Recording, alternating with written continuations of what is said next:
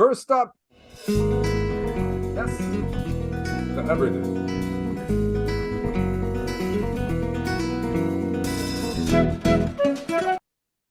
All right, yes to everything, as you know. I'm going to ask you three zany questions, and you have to answer yes no matter what.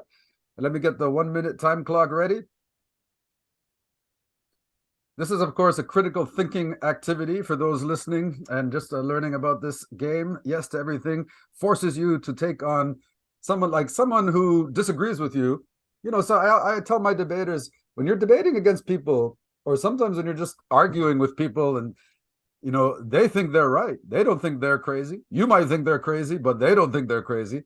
And so your job in this activity is to put yourself into the head of someone who disagrees with you and think it through from their point of view and try to understand how they reach their conclusion. So for this 1 minute, even if you want to say no, you have to believe yes. And for us to believe you, you have to believe you. Are you ready? All right. First question. Do your parents expect too much of you? Naturally, every parent will expect too much of them because it's sort of like it's the same. I think the same way like when you get a new dog is when you grow up and you have your own life and you have all these things that you do in your life. You're always gonna want what's best for your kid, ideally, right? So when you're raising your kid, you know everything that went wrong in your own childhood and things you would have changed about yourself when you were younger. Maybe you'd be more social, maybe you'd be more exciting and go out and play. You're going to want that out of your kid, and you're going to forget that your kid is not going to be, your kid is also going to have to make mistakes in their life, and they're not going to be perfect. So I think naturally you're just going to want what's best for your kid, but by doing so you're going to expect too much of them, and I think that'll just lead to kids being, I guess not a disappointment necessarily, but they're not going to be living up completely to the standards of what parents are looking for. So I think, yeah, naturally your parents expect too much of you. Okay, well, then I'm going to take this opportunity to kind of acknowledge what you're saying. Of course, it's true, especially being a firstborn child like you. All the expectations on the firstborn, right? By the time the second child comes along, we've been around the block and we kind of become more realistic and so on. We level out a little bit as parents, but first time parents, I mean, we have a few on our street right now. It's just fun watching them because first time parents try to do everything perfect. And of course we put huge expectations on our kids and we expect you to be perfect. And so you've been living under that pressure, and I'm glad you recognize that it's not realistic and that you really shouldn't feel disappointed because it's an unrealistic expectation to begin with. It reminds me of The Little Prince. Have you ever read The Little Prince? Yeah, I'm sure. Like I remember reading it when I was younger. Yeah, I think it was chapter 4 where the little prince arrives on a planet where there's a king, just a sole inhabitant, a king. And the lesson that you learn from that chapter is if you want someone to do what you say, then you have to give like a reasonable request. If your request is unreasonable, then you can't expect someone to abide by it. So I think firstborn children find that out usually the hard way. Okay, you plan on having kids one day? hopefully. Yeah. Good. I'm happy to hear it. And are you going to learn from your experience of being a kid? Is that going to inform the way you parent?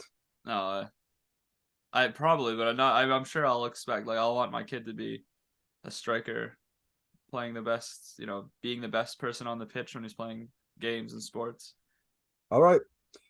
Here comes a second question. All right, as you know, these Just Stop Oil activists, they've been busy bees all over Europe, drawing attention to their cause. And this was, I think, one of the most famous or one of the first acts of protest when these two young ladies entered this gallery, threw a can of soup at the famous sunflowers from Vincent van Gogh. It was on its face jarring to watch, and it evoked a lot of emotion, and we debated this in class. But without saying anything more about it, I'm going to ask you to say yes. Do you support these protesters and this particular protest? Yes, I definitely support this protest. And even if step aside from the the whole the rights and the the anti-oil movement, I think that honestly is just a good stance against how people have turned these timeless photos into just a money point, and how to make to sell them for billions or hundreds of millions of dollars. I think it's a good stance against that. You have these artists who drew something out of their own passion. They did not care how much. They did not even think about how much they're going to sell their paintings for. And now you have people upselling them for multi millions of dollars. I don't think that necessarily is right, and I don't think that's what the original artist would have wanted.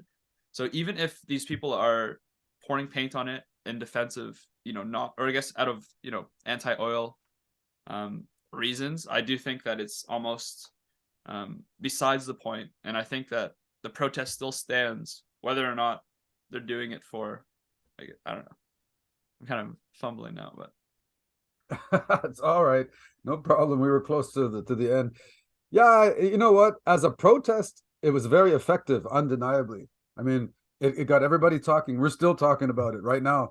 And so at the end of the day, on the surface, on its face, a lot of people, including myself, were just completely dismayed by this. How dare they?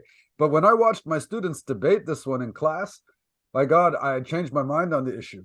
In fact, I even found some art historian on YouTube, and whose whole business is art, and he's got a podcast all about art, and he loves art, and this is one of the most famous artists and pieces, and he supported them.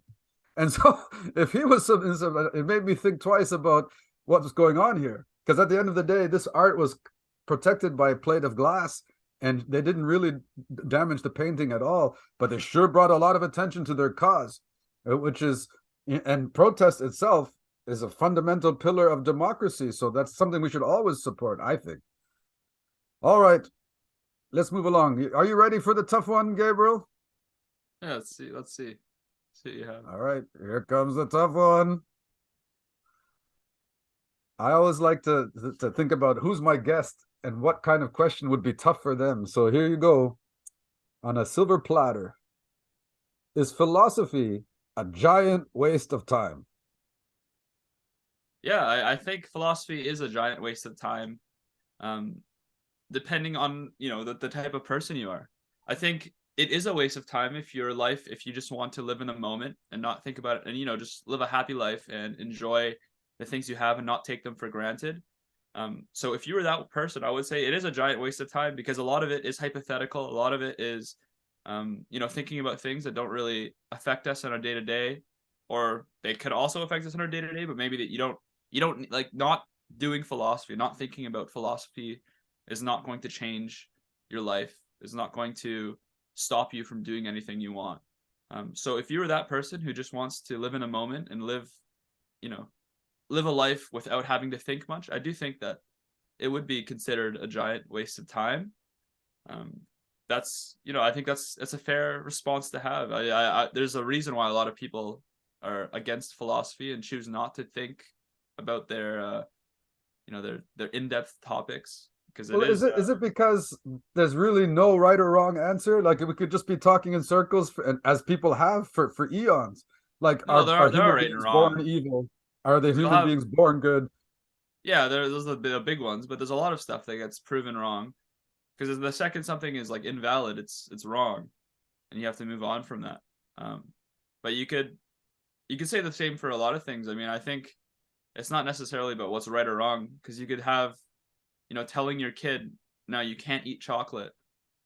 There's no right or wrong on that, and I think like people just, it's misunderstood. It's still worth having the debate, even if there's no right answer, because I think that's the whole thing. Like anything can be taken for right or wrong. Laws, for example, the legal drinking age of 19, that is like argued among different countries, but people don't think it's a waste of time to change it, to argue about it.